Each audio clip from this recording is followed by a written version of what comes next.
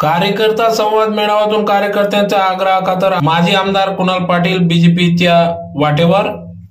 याबाबत अधिकृत वृत्त असे की आज दिनांक 28 जून 2025 रोजी दुपारी 2 वाजता धुळे शहरातील कुणालबाबा पाटील यांच्या बंगल्यावर येथील सभागृहात सदर कार्यकर्ता संवाद मेळावा घेण्यात आला।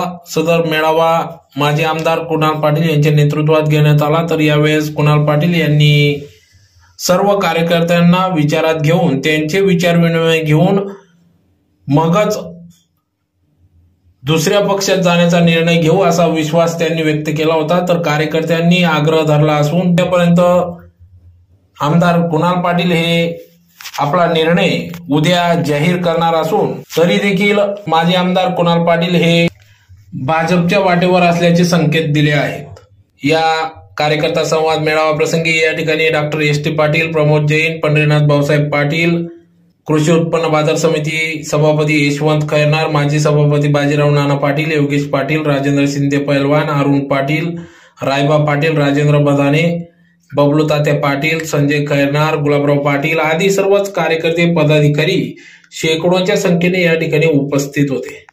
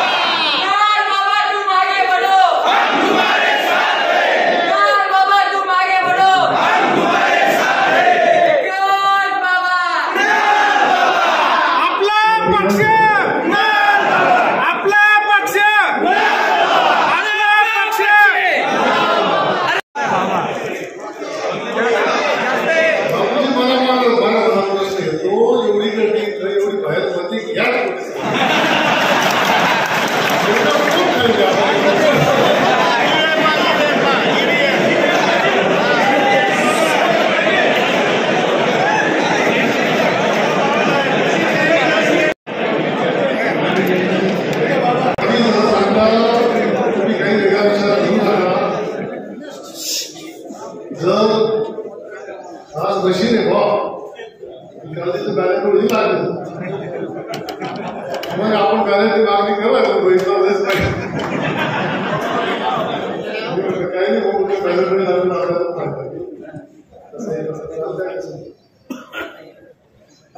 काही असं काही आपण कौटुंबिक मेळावा याच्यामध्ये काही औपचारिक भाषण काही करणार नाही आणि अशा प्रकारचे भाषण करायची माझी पहिली ठिकाण आणि मलाही वाटत अशा प्रकारची भाषण करायची वेळ कधी माझ्या कुटुंबामध्ये कोणाला आनंद राजसाहेबांना आनंद शिवराम आनंद आले त्याच्यामुळे माझी पहिली वेळ आहे खरं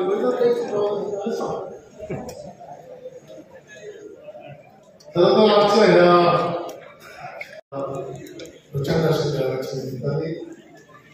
या ठिकाणी आमच्यावरती विराजमान सर्वच तालुक्यातून आणि जिल्ह्याभरातून आलेले सर्व धर्मगुरूची सर्व इथे मंडळी सर्व पदाधिकारी माझ्यासमोर आजच्या या बैठकीला उपस्थित झालेले सर्व गावागावातून आलेले सर्व सरपंच, सर्व सोसायटीचे सदस्य, चेअरमन, गावातील सर्व प्रमुख कार्यकर्ते, जाती शेवटच्या टप्प्यापर्यंत मला दिसतंय की प्रत्येक जण या ठिकाणी जमलेला प्रमुख आहे. म्हणजे अगदी 40व्या लाईनमध्ये विकासापासून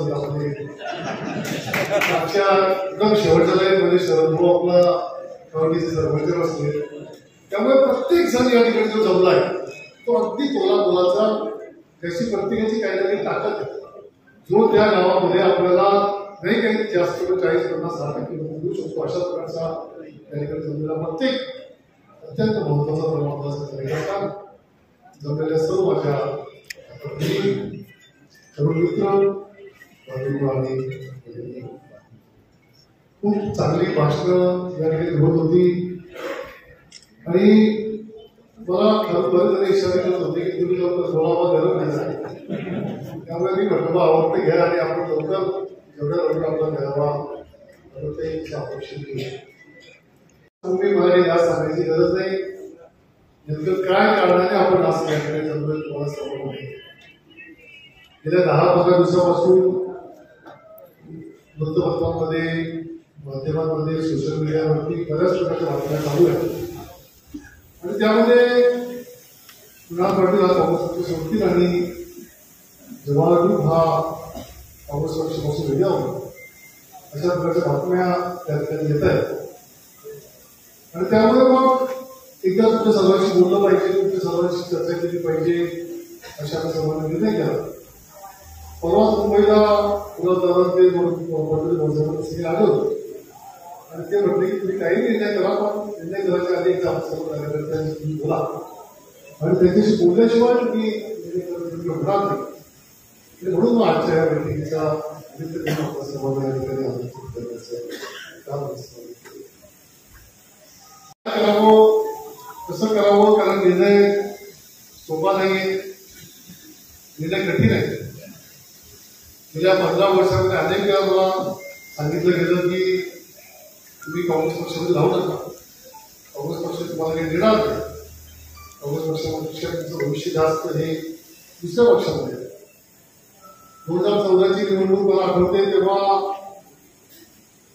मी विधानसभेची तिकीट मागितलं तेव्हा एबी फॉर्म हा धनसाहेबांच्या नावाचा आला आणि मला निवडणुकीत द्यायचं नाही असं काँग्रेस पक्षाने निर्णय केला. दिल्लीवर निर्णय झालाय की कुणाल पाटलाबरोबर तो धनसाहेबांना जरुरी असा निर्णय झाला होता आणि आमची सर्वांची मानसिकता झाली होती की साहेब काय आणि मी काय साहेब लढणार असतील तर जास्त आनंद आहे. पण साहेबांची इच्छा होती की कुणाला लढावं आणि तेव्हा मला आठवतं की पालकमंत्रीचे देवेंद्र फडणवीस साहेब होते आणि देवेंद्र फडणवीस साहेबांनी तेव्हा मला स्वतः फोन करून सांगितलं कुणाल काँग्रेस पक्षाला तिकीट देणार नाही, तुझा एबी फॉर्म मी पाठवून देतो, तू भारतीय जनता पक्षाकडून फॉर्म भरून टाक निवडणूक. तेव्हा त्यांना मी अतिशय नम्रपणे सांगितलं होतं की साहेब मला इथे आहेत ते राहू द्या, वेळ पडली तर मी अपक्ष लढेल पण मी भारतीय जनता पक्षाकडून लढणार नाही तर माझ्या कुटुंबात त्यानंतर सरकार भारतीय जनता पक्षाचं बसलं. 5 वर्षामध्ये फडणवीस साहेब मुख्यमंत्री होते त्यांनी मला 1-2 वेळा या विषयावरती चर्चा केली. मला म्हटलं की तरुण आहे, तू वय कमी आणि तू आमच्याबरोबर राहिलं जास्त शोधशील. तेव्हा मी त्यांना सांगितलं की नाही साहेब तिथं आहे तिथं बरं आहे आणि आता शेवटी 3 पिढ्यांची ही परंपरा जर मी अचानक ओढून टाकली तर नेमकं लोक मला काय करतात हा एक विचार तेव्हा माझ्या डोळ्याकडे होता आणि म्हणून तेव्हा सुद्धा मला विनम्रपणे देत होते. जेव्हा त्यांनी मला एकदा बोलवलं ते मला म्हटले की तू इकडनं लढलं पाहिजे, तू इकडनं लढून उपयोग नाही, काँग्रेस पक्षाचं भविष्य दिसत नाही, अगदी वरपासून तर कालपर्यंत भारतीय जनता पक्ष आणि आम्ही सर्व पक्ष आहोत म्हणून तू लढू नको, त्यामुळे तू इकडनं लढ. त्याला म्हटलं साहेब 3 पिढ्यांची परंपरा कशी सोडू, हिंमत होत नाही, सोपं नाही. माझ्या दृष्टीने असा निर्णय केला. त्याचं एक गोष्ट मला आठवते, हे मला म्हटले अरे हिंमत तर करावी लागते, हिंमत केल्याशिवाय तर काही होत नाही आणि मी जर हिंमत केली नसतं तर माझ्या बापाच्या जन्मधनी कधी 15 वर्षामध्ये अनेक प्रसंग येत गेले आणि आताची विधानसभेची निवडणूक झाली तेव्हा सुद्धा बऱ्याच लोकांनी सांगितले की तू भारतीय जनता पक्षातून लढलं पाहिजे, तुझा एबी फॉर्म तयार आहे. आणि ती शेवटच्या दिवसापर्यंत आता ती निवडणूक होऊन गेली आहे, सगळे काही माहिती ते होऊन गेले त्यामुळे आता सांगायला काही हरकत नाही. किती बलिदान होती तुम्हाला माहिती आहे. पण तेव्हा सुद्धा मी निर्णय करायच्या आधी आपण काही प्रमुख लोकांना विचारलं. जे या ठिकाणी भाषण करत होते तेच मला सांगत होते की नाही मग पुढे जावं.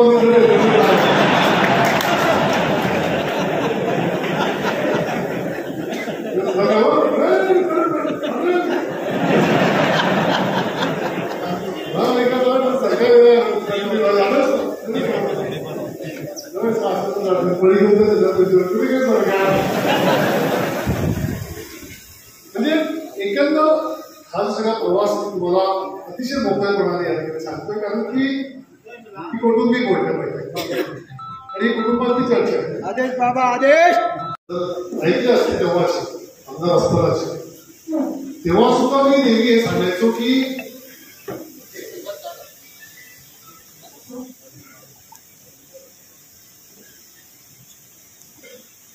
शेवटी या तालुक्यात दादासाहेबांच्या नेतृत्वावरती विश्वास टाकून मला आमदार केले.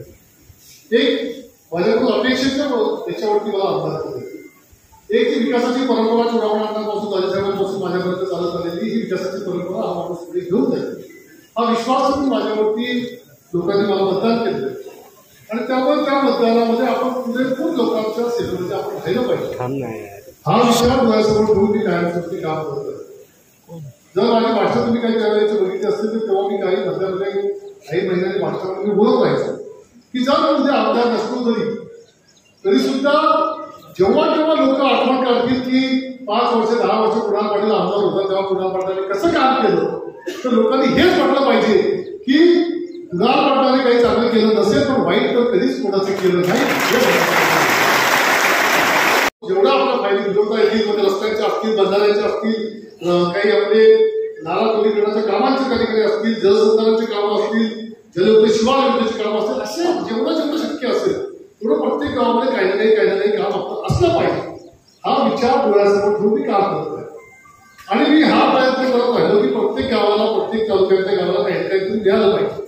काही वैयक्तिक योजना होत्या लोकांच्या, काही पेशंट असतील, काही पेशंटच्या मुख्यमंत्री सहायता निधीच्या आपल्या प्रकरणं असतील त्यांना स्वतः आपण जाऊन त्या ठिकाणी त्यांची प्रकरणं काढून घ्यायची, त्या लोकांचा लाभ घेऊन द्यायचा. म्हणजे एका महिन्याला 5-25 लोकांना तरी सुद्धा त्या ठिकाणी ट्रीटमेंट करण्याकरता सरकारकडून पैसा मिळाला पाहिजे ही भूमिका घेऊन मला एक मनाला आत्मिक समाधान कधी कधी कायमस्वरूपी वाटत राहिलं की हे आपण जे काम करतोय हे काम हे शेवटी आपल्याला लोकांनी जो विश्वास दाखवला त्या विश्वासाचा कुठेतरी उतरवायचा आपण प्रयत्न करतोय आणि ते एक आत्मिक समाधान हे मला म्हणे. जर समजा 100 लोकांनी एक जरी माणूस बोलला की नाही बाबा तुमचं काम खूप चांगलं आहे तर तेव्हा मला ते मला वाटायचं. आणि हाच विश्वास जेव्हा सर्व काम करता हा संपूर्ण महाराष्ट्रभरामध्ये ही चर्चा देखील पसरली. परवा मी मंत्रालयामध्ये होतो आणि मंत्रालयामध्ये मी होतो गाडीच्या वाटत काँग्रेस बीजेपीचे ज्येष्ठ आमदार त्यांनी जवळपास 6-7 वेळा निवडलेले आमदार असतील ते समोर आले आणि ते खूप दिवसानंतर मला निवडणुकीत भेटले होते. मला म्हटलं इकडे असं कसं काय घडलं, काय गडबड झालं माहित नाही साहेब काय झालं नाही म्हटलं. मला पण विश्वास बसला नाही. मला तर आधी माहितीच नव्हतं म्हणे की तुम्हाला कोण झालंय. पहिले 5-6 दिवस तर माहितीच नाही मी माझ्या निवडणुकीत होतो. 4-5 दिवशी मला कळलं म्हणे बरोबर झाला तेव्हा माझ्या डोक्यात मी आरमावून देतो म्हणजे असं कसं काय होऊ शकतो नावडे सारखा माणूस कसं काय. कारण की त्यांनी विधानसभेत माझं काम पण बघितलेलं होतं, माझी भाषणं बघितलेली होती, माझी प्रश्न मांडण्याची कला बघितलेली होती. मी तालिकेवरती असताना मी कशा प्रकारे काम करतो ते तालिका अध्यक्षाचं काम त्यांनी बघितलेलं होतं. त्यामुळे हे लोकांना वाटत होतं की नाही कुणाल पाटील तर ते करतात. एक मागे सर्वे करायला भाजपचा एक आमदार जळगावकडून असं निघाला होता आणि त्याला कोणतरी आर्मीजवळ कोणतरी भेटला आत्मपैकीच कोणतरी असत आणि तो मला नंतर भेटल्यावर माझ्या सांगत होता कुणाल म्हणे तू कमीत कमी पुढची 4-5 वर्षापर्यंत आली त्यामुळेच आहे ते म्हणे मी सर्वे करून त्या पत्राचा आणि तिथे एक गौरव असं होतं म्हणे आर्मीजवळ पंपावरती त्याला विचारलं म्हणे काय म्हणे तू तुमच्या आमदाराचं काम कसं आहे तर त्यांनी जे कौतुक केलं म्हणे आणि जे सगळं मला सांगितलं मी जाऊन सांगून दिलं म्हणे आमच्या नेते मंडळींना की कुणाल पाटील 4-5 वर्ष होत नाही पण असं कसं काय घडते मला काही केलं असेल. त्यामुळे एकंदर लोकांचा विश्वास संपादन करणारी प्रक्रिया आपण सांगितली. पण तुम्हाला सुद्धा आज या ठिकाणी तुम्ही जवळजवळ जमिनीजवळ आहात तालुक्यामध्ये आपण जरी पराभूत झालेलो असलो तरी सुद्धा 1 लाख मतं ही ह्या तालुक्यातील जनतेने हे आपल्याला दिली. वैयक्तिक तुम्हाला मला आपल्यावर विश्वास मिळेल हे आपण लक्षात घेतलं. आणि आज सुद्धा मी मला बघत असेल तर मी आज सुद्धा जेवढं शक्य असेल तेवढं लोकांमध्ये जाऊन कामांमध्ये जाऊन लोकांच्या जेवढं आपल्याला काम करता येईल तेवढं मी काम करत प्रयत्न. आजही माझ्याकडे लोक सांगतात म्हणजे त्यांनी मला ते पत्र कसा पत्र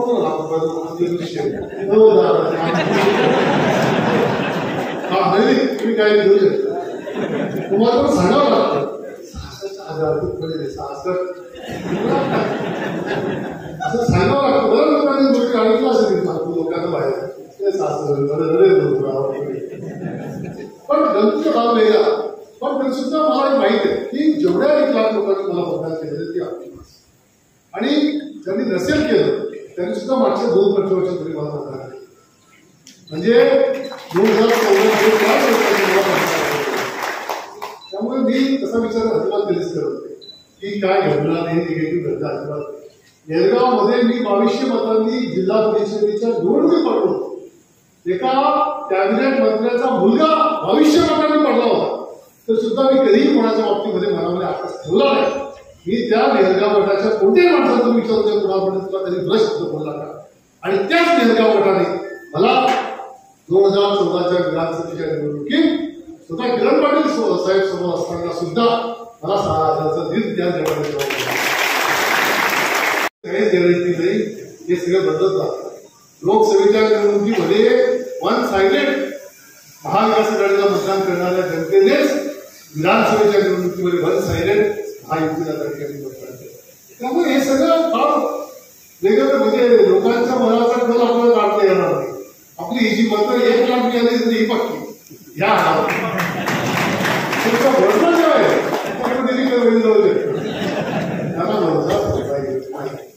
म्हणजे अशी पण परिस्थिती येऊ शकते आणि येणारच आहे की 2029 पर्यंत जर कुणाकडे उभा राहिला तर लोक 2 लाख हे सगळं चालणार आहे. हे सगळं काही कायमस्वरूपी टिकून राहील असं काही नाही. त्यामुळे आपल्याला ध्यान करत राहावं लागेल. आपल्याला लोकांमध्ये राहावं लागेल. लोकांच्या सुखात दुःखात लोकांच्या समस्येमध्ये आपल्याला समोर राहावं लागेल. म्हणजे बऱ्याच लोकांनी सांगितलं की काम करत असताना शेवटी आपल्याला कुठे ना कुठे सत्तेची ताकद सत्तेची पाठ की आपल्याबरोबर असली पाहिजे असं म्हणण्यासाठी आपले बरेचसे कार्य करते. त्या ठिकाणी योगेश आपण चांगलं भाषण केलं. योगेश आपण वाचन देखील राहतात आम्हाला तुम्ही घरी राहता नाही तुम्ही घरी राहतो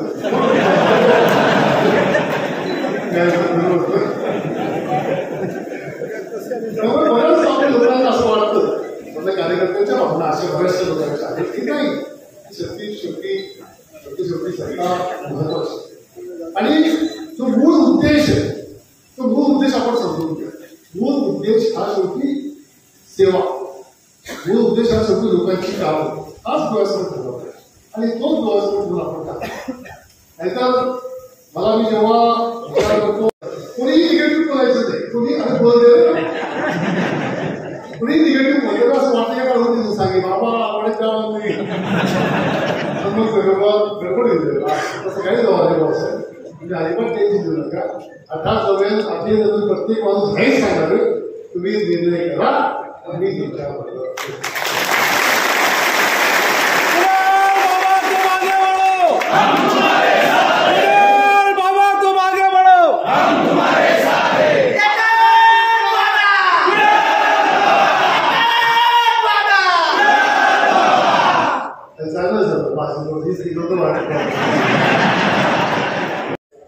जो उद्देश आमच्या करायचा आहे त्या उद्देशाच्या दृष्टीने तुम्ही सर्वजण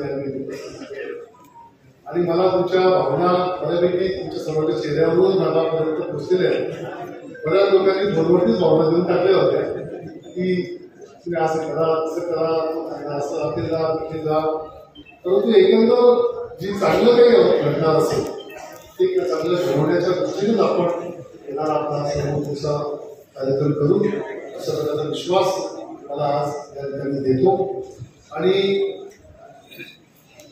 उद्या जर काही निर्णय झाला असेल उद्या जर आपण काही निर्णय केला मला कोणतरी म्हणत होतं नाही तुम्ही जाव आहे काय घेता काय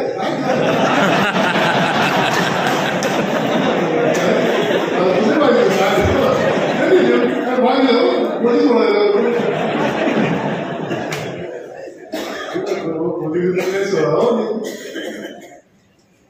काय झालं तुम्ही टीव्हीवर बघितलं असेल रवींद्र चव्हाण साहेबांना मला आता सांगितलं किस्सा सांगितलं रवींद्र चव्हाण साहेबांना जेव्हा भेटायला गेलो तेव्हा खरंच म्हणजे मी काही राजकीय चर्चा केलो नको वैयक्तिक काय होतं चर्चा केली होतो त्यांनी हा विषय सुरू केला की चालू आहे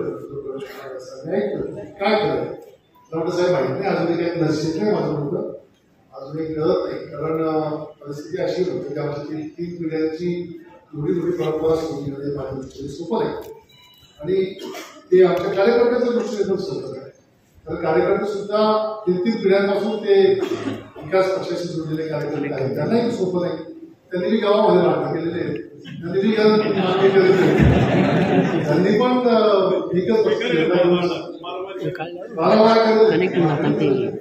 त्यांनी सोपं नाही त्यामुळे म्हटलं कसं करायचं हे मला सोपं नाही कारण मी विचार त्यांनी मला एक सल्ला दिला ते मला म्हटले की हे जे सगळं करायचंय जर तू उद्या केलंच तर तुला हे तुझ्या कार्यकर्त्यांना तू जर स्वतःचा विचार करत बसला तर तू कधीच जाणार पण तुला जर उद्या वाटलं की माझ्या कार्यकर्त्यांची कामं झाली पाहिजे माझ्या कार्यकर्त्याला सुद्धा ताकद मिळाली पाहिजे आणि माझ्या कार्यकर्त्याची सुद्धा मान ताट वाढली पाहिजे तर तुला निर्णय करावा लागेल तर ते थोडस स्वार्थीपणाचं होतं की कुणाल पाटील फक्त स्वतःचा विचार करतो कुणाल पाटीलला लोक काय म्हणते म्हणजे मी माझी स्वतःची प्रतिमा जपायचा प्रयत्न करतोय की मला चांगलं झालं पाहिजे आणि पण जे तुझ्या भविष्यावरती या ठिकाणी आहे त्यांचं काय आज कालची मोमाची घटना आहे त्या ठिकाणी आमच्या धामणगावच्या सरपंच 86 वर्षाच्या आमच्या आजीबाई आपल्या वडीलदारांची आहे त्यांच्यावरती गुन्हा दाखल करण्याची पायरी निर्माण झाली होती 86 वर्षाच्या बाईवरती का तर 20,000 रुपयाचा अभाव हा 6 वर्षापूर्वी केला होता 10,000 रुपये ग्रामसेवकांना त्यांनी घेतला असा प्रकारचा आरोप केला एका मिनिटामध्ये मी त्या ठिकाणी गेलो आणि मंत्रिमंडळाला सांगितलं तो निर्णय थांबवून टाकला मी सांगितलं की अजिबात या गुन्हा झाला नाही पाहिजे कोणत्या गोष्टी जर समजा मी ती भूमिका घेतली नसती तर आज त्या आमच्या 86 वर्षाच्या आजीवरती गुन्हा दाखल करून मोठे त्याला तर उद्या आमच्या कार्यकर्त्यांवरती अशा प्रकारची परिस्थितीचं निर्माण होत नाही प्रसंग पण अशी प्रसंग निर्माण होणार नसेल जर कुणाल पाटील स्वतःची प्रतिमा जपून बसत असेल नाही मी बदलत सांगा आता 3 पिढ्या पुढे जावं तू कार्यकर्ता मला त्यांचं काय त्या कार्यकर्त्यांच्या ताकद देण्याला जास्त महत्व द्यायचं का हे मला ठरावं लागेल मला सांगितलं की काहीतरी घडलं पाहिजे तसं मलाही असं वाटतं काहीतरी घडलं पाहिजे काहीतरी घडण्याच्या दृष्टीने झालं पाहिजे आणि नेमकं मला काय मिळणार आहे मला माहित नाही पण ते तुम्हाला सांगितलं ना की नेमकं काय बोली सोडायचं काय मला माहिती अजिबात कल्पना नाही काय होणार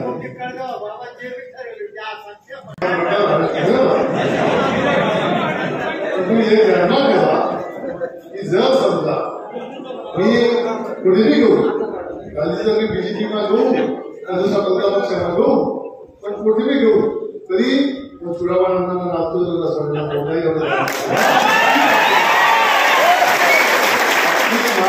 तशीच राहील त्यामुळे तुम्ही अजिबात टेन्शन घेऊ नका तोच मान तोच सन्मान आणि तोच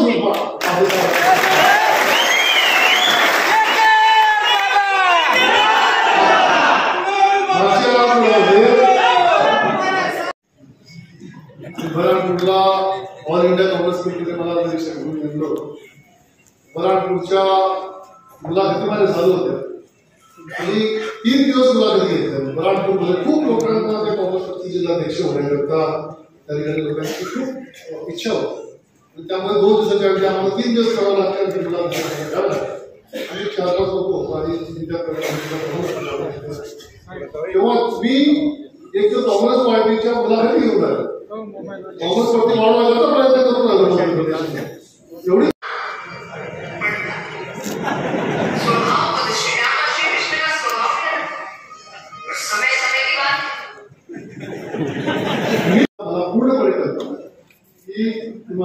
आपल्या समाजानुसार त्यामुळे वेळ जशी येईल तसा आपण निर्णय घेऊ. तुम्ही अजिबात काळजी करू नका. तुम्ही निश्चित राहा. जो काही निर्णय होईल तो चांगलाच होईल. फक्त मी जो काही निर्णय घेणार तो तुमच्या सर्वांच्या आशीर्वादाने, तुमच्या सर्वांच्या सहमतीने आणि तुमच्या सर्वांच्या होकारानेच तो निर्णय घेईल. त्यामुळे तुम्ही सर्वजण हात वरून मला सांगितलं